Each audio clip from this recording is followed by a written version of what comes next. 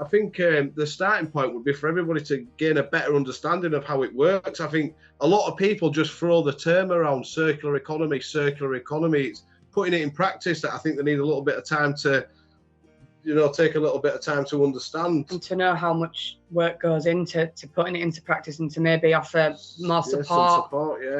Some better understanding and support for the people that are at the forefront of doing this. We've set up alone, and support, I think, is a big one. Yeah. Understanding.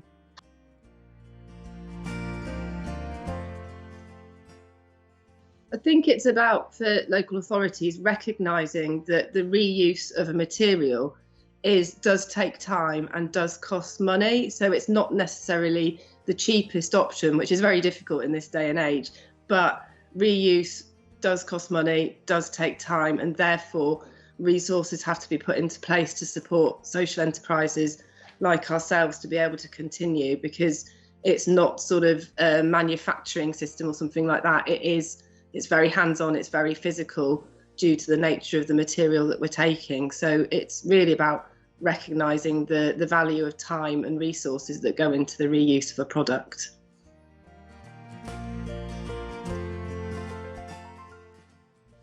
I think, because we are based in community, my top tip would be around working much more closely with communities. I think with any big organisation, and certainly local authorities, there's a real sense of duty of care and having the responsibility for everything. But I think there's a massive opportunity to sort of meet in the middle and use the wisdom that communities have and unlock the assets that communities have as well to enable us to achieve, the goals we need to around creating a more sort of circular infrastructure. And within that as well, I'm adding another one. There's something in this, again, it's with big organisations, it's moving out of silos. So it's actually looking across like sort of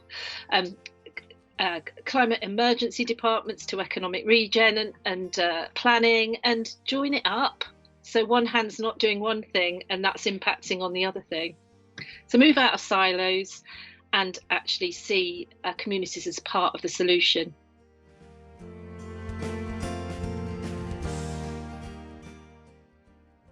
So I think this is a twofold answer, really. First, specifically to SOLIDARITECH, recycle a lot more technology. Local authorities specifically, but also universities, are huge organisations. So actually there's a lot of technology there. So make sure you're ethically recycling your technology and you're getting it to communities in your area that need those things. There's a lot of issues around data protection and all of that stuff, but those can all be overcome. It's just a matter of political will to do that.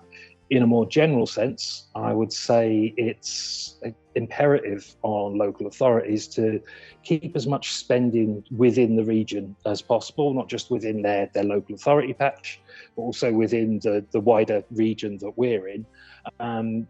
Really, essentially, we want to make sure that those pounds that are given to the local economy are washed again in that area. Because actually, every pound that goes outside the area for one reason or another is a pound lost, or is a pound that could be spent within the region multiple times.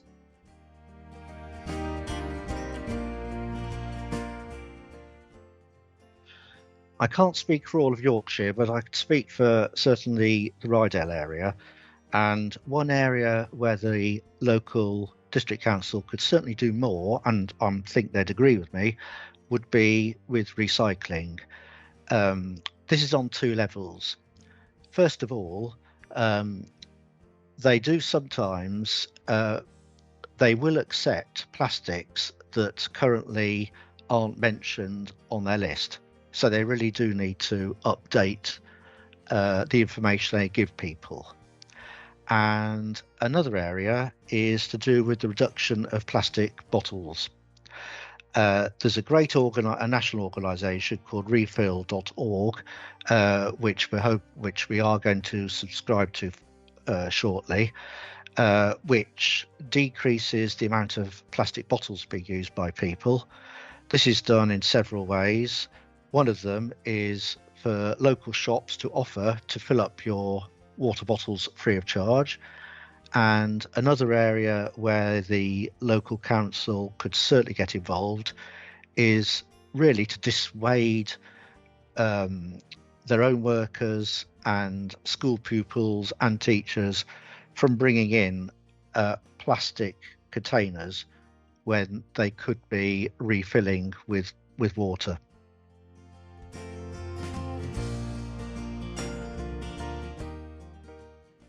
So one key way of helping is collaborating, working together and creating sustainable local economies, working with sort of small businesses and organisations so they can understand the process, and helping them set them up so that they can sort of manage them easy, and that they become a sort of part of what they do in their everyday.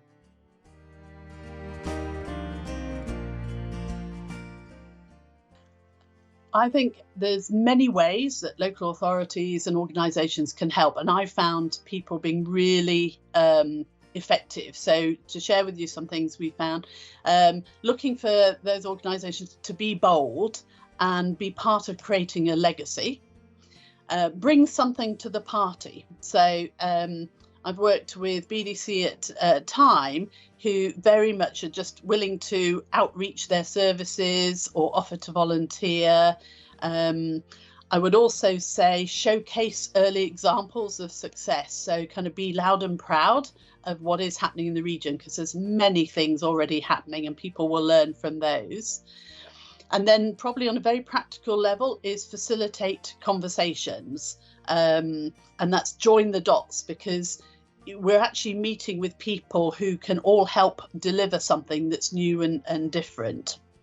And I found, CAVCA are good at that, the LEP are brilliant at that, and my own local council, RYEDALE district, are brilliant. And then the last two would be about directing people to funding pots and helping them secure them. That doesn't mean giving money, but it's just help access that money. And the last one, which I have to say, I haven't yet found people who are able to help enough with this, is removing roadblocks.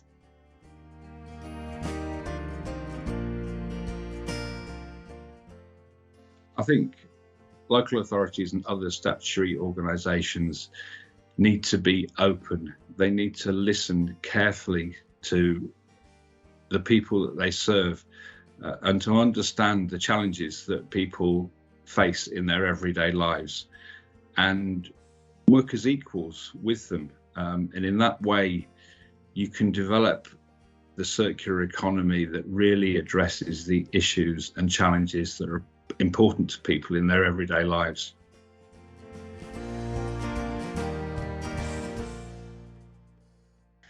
I think it's worth considering that a lot of these circular economy initiatives are often activist or anarchic at heart, and they don't necessarily want to be put in a box or labelled. But that's where some of the most creative ideas come from, and you need to be able to nurture those without having to kind of organise them and put them in formal formats. So it's being able to not control things, but map it and understand where things are happening across your local authority and how you can enable these small organisations to connect with one another and support and feed off one another, so that it's a more collective community rather than lots of individuals working, separately. Because a lot of organisations that are within the circular economy don't even understand that they're part of it.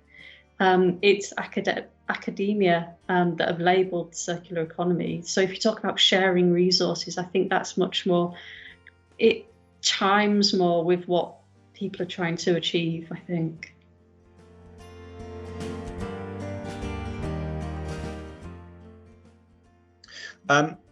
I think that some of the ways that local authorities or council workers or people involved in government or councils could help the circular economy is a number of things.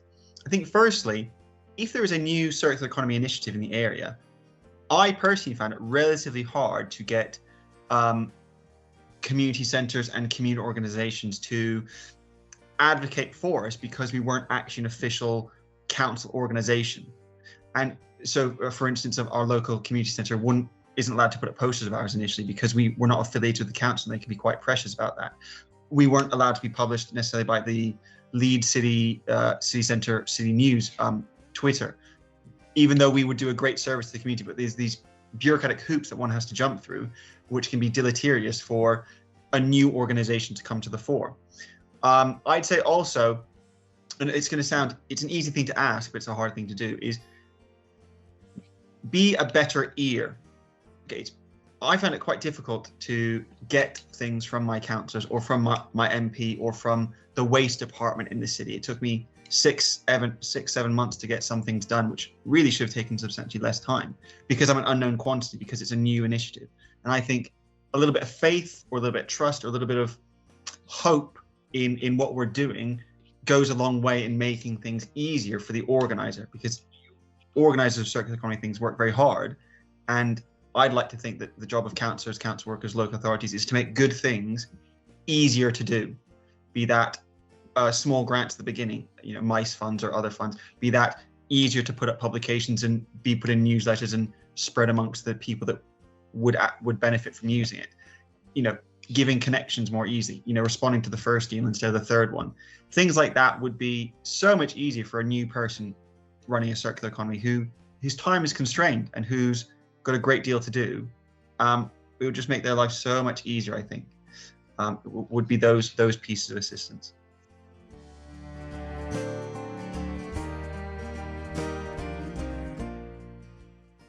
So I think one of the biggest things that local authorities and organisations can do is to get the community involved.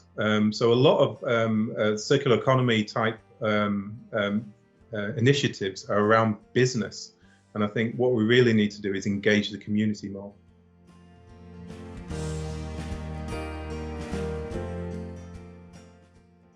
I think to make a local impact, we need to have more recycling points so that it's really easy for local people to donate and to recycle, so that they can get redistributed to other charities. The simple things like paint, bikes, school uniform, other items of clothing, household tools. So if we had a few more recycling points in our local area, I think we would really get more residents on board.